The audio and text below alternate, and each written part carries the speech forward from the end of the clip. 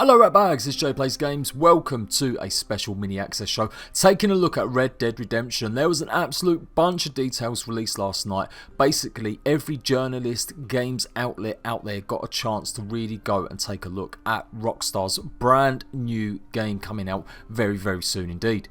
Now there's a lot of information, particularly if you go through all the articles like I have done, and I want to give you a roundup of everything we've learned. So for a recap, everything Red Dead Redemption 2, or if you just want to know everything there is possibly to know from the newest information, stay tuned, let's go, the access show. Now it goes without saying, spoilers, if you don't want to know anything about Red Dead Redemption, then why are you even watching this damn video?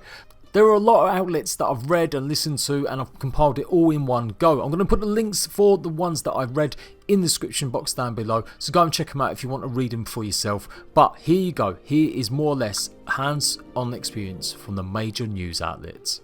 What's interesting of course is that everyone notices something different. Everyone got a chance to play a hands-on demo of the game, and so they've all come away with different things. Of course there are going to be some features that are going to be universal, but certainly I've found out a lot more from reading all of the articles.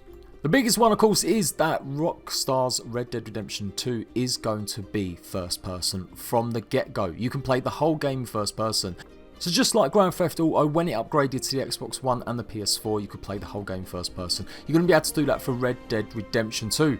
Keeping to the theme of cinematics, you are going to have the cinematic button in it as well. Now this has worked in previous Rockstar games, but it's always been a little bit iffy. You can only ever watch the cinematic effect for a couple seconds, as normally you're speeding around in a high speed car. Well, this time it's really going to centre around you. Remember them boring missions in Red Dead Redemption where you would sometimes walk or go for miles on your horse listening to someone tell a little tale or story? It could be a little bit boring just following someone's horse. Well, now you can press the actual camera button and it will pan and zoom in across the characters and the landscape, giving you a much more cinematic feel. So no longer will you just be staring at a horse's behind, you will be able to get a bit of a different vibe and a different flow, learning the story and of the characters that you're accompanying you in Red Dead Redemption 2.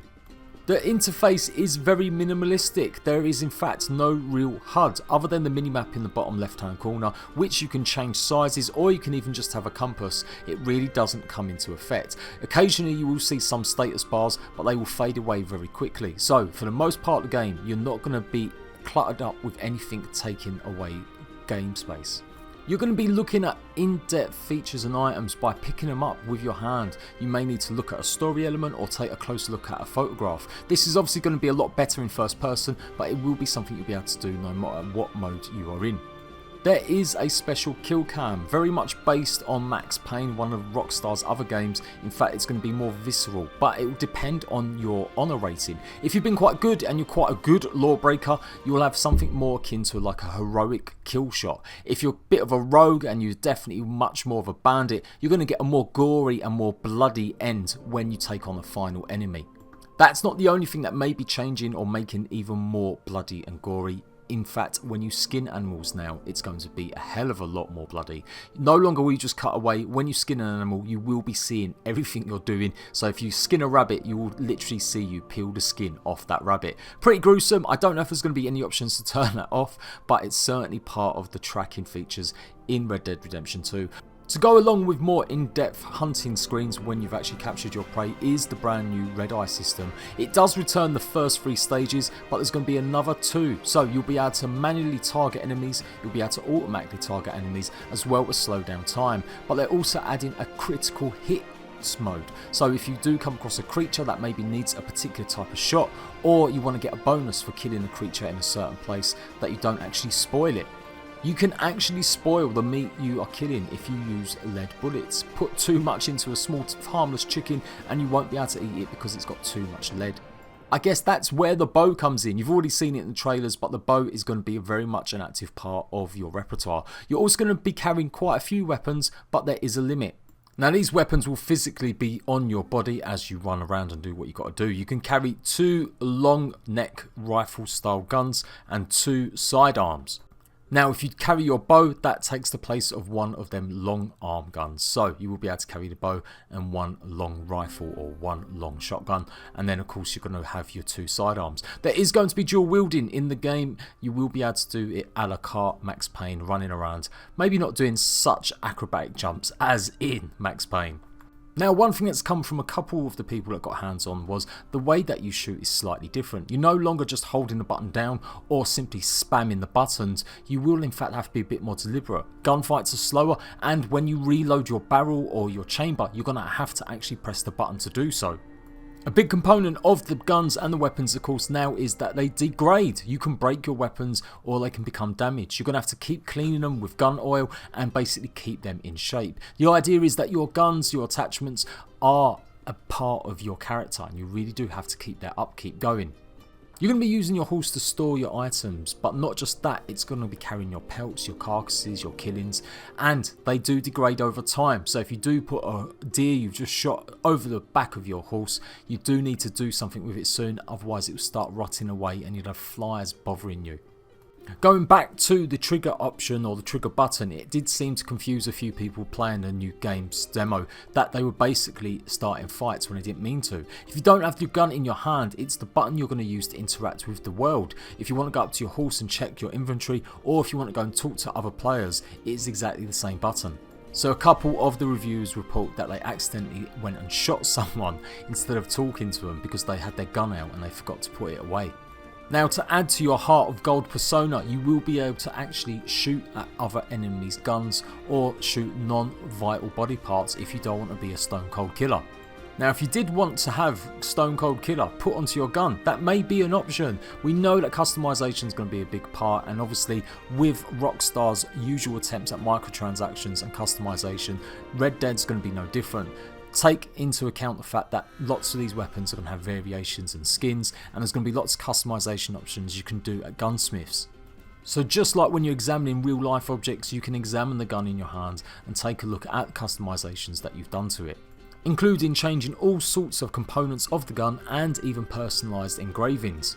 So my dreams of a rat bag revolver are going to be true. The crafting element comes in the shape or form of other consumable items and maybe ammo points. You're going to be able to craft Molotov cocktails and different types of ammo. This will lean out into weapons as well, but there wasn't as much details about what type of weapons you'll be able to craft, whether or not you'll be able to go up to a gunsmith or blacksmith and literally just craft yourself a brand new Smith & Wesson. The cleaning component's a really neat idea. I love the idea that your gun degrades over time, and it certainly will make you think twice about going into a gunfight unless you've actually made sure your gun's properly working. However, if you do get caught off guard and you're doing unarmed combat, it's going to be much more robust. There's going to be blocking features as well as hold features, and they really have put a lot of time and effort into the fighting mechanics. There's going to be a hell of a lot of ways to communicate and interact with the environments, not to mention warning shots and coming across people and giving them not roleplay-esque, good and bad options, but certainly be able to interact with people in a slightly gruff way or a bit more of an honest, nice way. And these actions are going to affect your gameplay and the world around you. You will have a honour meter, as I mentioned earlier before, and it will affect certain portions of the gameplay and possibly your companions that side alongside you. And of course it will affect how others see you, particularly other enemies or townsfolk. When it comes to stopping people from ratting you out when you've committed a crime, there's going to be extra options that will make it more of an experience. You can be intimidating, not just simply a case of either shooting them or bribing them. There's going to be different options in how you talk to people regarding whatever crime you've committed. As usual, you'll be paying off your bounties at certain points in towns. These towns are ever evolving. Passage of time does take place. So if you come across somewhere that seems to only be half built, give it enough days and you might come across a brand new storefront or shop being built. And that's not the only thing that's growing. Your beard and your hair is going to be growing as well. Just like The Witcher 3, you'll be able to customise and grow your hair as much as you want. If you want that bun on your head, you can go for it. And if you want to make sure you've got a nice big lumberjack beard, you can go for that too. Which brings us on to customization. Clothes and the stuff that you wear really is going to take more importance. You are going to be able to layer up your clothing, and you're going to be able to do simple things like roll up your sleeves. In the original Red Dead, different suits gave you different perks or bonuses, and it looks like that may be taking some sort of slight return. If you want a brand new hat and you see it on someone or laying around, you can go ahead and pick it up and steal it. You can change your hats at the whim just by grabbing someone else's. You can lose yours in a gunfight, but you should be able to pick it up just about. And you really will need to change your appearance or at least have a wash from time to time. If you go into towns covered in blood, mud, then other townsfolk may not be so willing to talk to you or open up mission dialogues with you. So keeping clean could be a solution. Otherwise, sure, go ahead and be smelly as your horse. But you might not get the same options when interacting with people. And the way that you wear your clothes does affect stuff as well. So if you are wearing great big heavy winter wear in summertime or a hot area of the world, it's going to reduce your stamina, so you've got to really plan ahead about what items you're wearing for what areas you're going to be in. So you've had a nice wash, you've got your brand new gun looking spick and span, and you're looking pretty decent yourself with your brand new trilby hat. You can go ahead and get a nice selfie cam. Well, kind of. There's going to be a camera mode. You'll take the camera everywhere with you, and although it's not maybe got the camera like it did from GTA 5 in terms of taking a straight up selfie, you will be able to do various poses and take it around with you. Now, Red Dead Redemption, if you haven't guessed, is really going for that more in-depth guided look in terms of like roleplay mechanics, and that expands to food as well. You're going to need to keep your health and stamina and your Deadeye levels up, and that happens by eating regularly. If you don't eat regularly, you'll start getting dizzy and you may affect your walking ability or your shooting ability. But before you go drinking too much sarsaparilla and eating a bunch of horse meat, be careful. You don't want to put on too many pounds. Your character can get massively fat or it can get slimmer depending on what you're doing. A throwback to San Andreas, and I'm really glad to see this feature implemented. If you really want a hero being a little bit more rotund, you can go for it just by making sure you're getting your 5 meals a day. As there's no liposuction in the 1800s, you're going to have to swim or run around to lose that extra weight if you want to regain some extra stamina. And the more you do something, the better you're going to get at it. If you're running around a lot, you're going to increase your stamina. If you're using certain things like your Deadeye more, you may increase your Deadeye slots. It's all part of what you do most is what you're going to start gaining better stats in. That stat system kind of applies to your horses. You're going to have many different horses, as horses will be more suitable for different parts of the world. Certain horses are going to be more thick head or thin head, and so they'll be definitely better for climates or different terrains. You do have bonds with your horses. The more you do tricks with them and pet them, the more responsive they come and they're easier to handle with their agility. And that goes as far as making sure your horses are clean. So you're going to have to clean them yourself and make sure their hooves are pretty intact.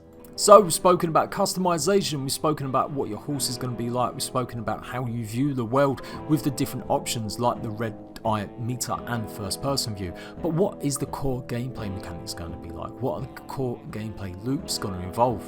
One thing that's come across reading all of the encounters that people had with the hands-on demo is how much the world does feel alive. Small little touches to everything you do really takes centre stage.